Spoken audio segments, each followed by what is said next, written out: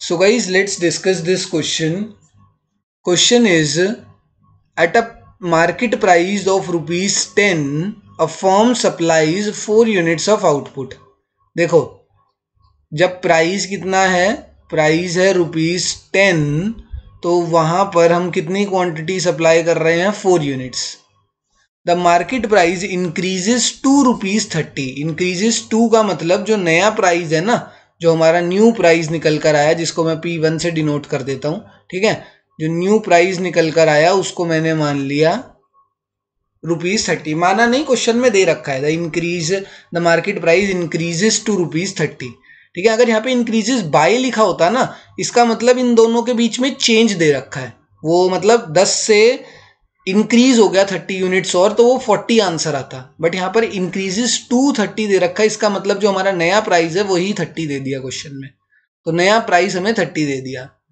The price elasticity of firm's supply at the new price. अब यहाँ पे हमसे पूछा है the price elasticity of the firm's supply at the new price. इधर ना एक चीज एरर हो रखा है. इधर है market price increases to rupees 30, the price elasticity of the firm's supply. यहां पर ना एट द न्यू प्राइस को हटा देना. यहां पर आएगा द प्राइस इलास्टिसिटी. जो तुम्हारे पास डीपीपी आएगी उसमें करेक्ट हो जाएगा ये. ठीक है, ये प्रिंटिंग एरर हो रखा है. The price elasticity of firm's supply is equal to is 1.25.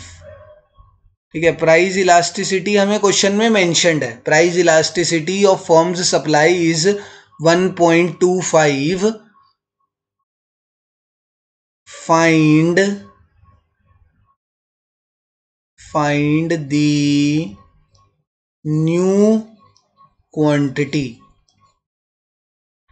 जो न्यू क्वांटिटी है हमें वो फाइंड आउट करनी है. प्राइस इलास्टिसिटी हमें क्वेश्चन में दे रखा है. ठीक है. इलास्टिसिटी ऑफ सप्लाई हमें क्वेश्चन में मेंशन्ड है 1.25. क्वांटिटी, इनिशियल क्वांटिटी हमें मेंशन्ड है. हमें फाइनल क्वांटिटी की वैल्यू निकालनी है. ठीक है, हमें फाइनल क्वांटिटी की वैल्यू निकालनी होती है. ठीक है, क्वेश्चन में ये निकालनी है.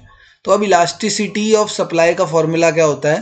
वो होता है change in quantity upon change in price into price upon quantity into initial price है. ये initial price upon initial quantity.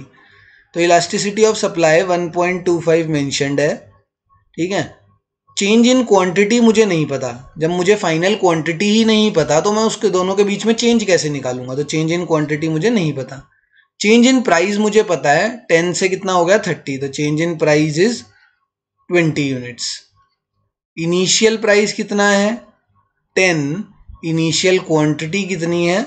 4. ठीक है. तो अब यहाँ पर इसको मल्टीप्लाई में ले जाते हैं. जो जो चीज़ें कट रही हैं, 10 1 ज़ा 10 2 ज़ा 20. 1.25 मल्टीप्लाई बाय 8 करेंगे तो आएगा चेंज इन क्वांटिटी. कैसे हुआ? ये 4 2 ज़ा 8 है एंड 8 इधर डिवाइड में था, इधर जाके मल्टीप्लाई में हो जाएगा. 1.25 मल्टीप्लाई बाय 8 करोगे यहाँ पे तो 8 5 ज़ा 40, 8 2 ज़ा 16 और 28. तो क्वांटिटी हमारी जो चेंज इन क्वांटिटी आएगी, change in quantity is 10 units. ठीक है, इधर डेसिमल आना था.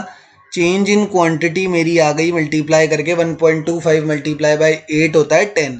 तो चेंज इन क्वांटिटी आ गई 10 यूनिट्स. चेंज इन क्वांटिटी आया, हमें चेंज इन क्वांटिटी नहीं निकालना, हमें तो न्यू क्वांटिटी निकालना है. तो सर आपको पता होना चाहिए कि जो न्यू क्वांटिटी है वो कैसे निकलती है. इनिशियल क्वांटिटी में जितना चेंज आया है वही तो न्यू क्वांटिटी है. न्यू क्वांटिटी कैसे निकलेगी? जितना इन दोनों के बीच में चेंज आया है, अगर उस चेंज को मैं इनिशियल क्वांटिटी में ऐड कर दूं तो मेरी न्यू क्वांटिटी निकल जाएगी. तो इनिशियल क्वांटिटी थी 4, चेंज आया है 10 यूनिट्स का, तो न्यू क्वांटिटी कितनी हो जाएगी?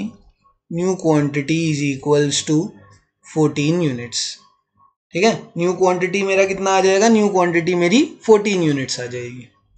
ठीक है ना. बस ये ध्यान रखना ये जो तुम्हारे को क्वेश्चन मिलेगा उसमें मैं ठीक करके दूंगा, ये प्रिंटिंग एरर हो गया है।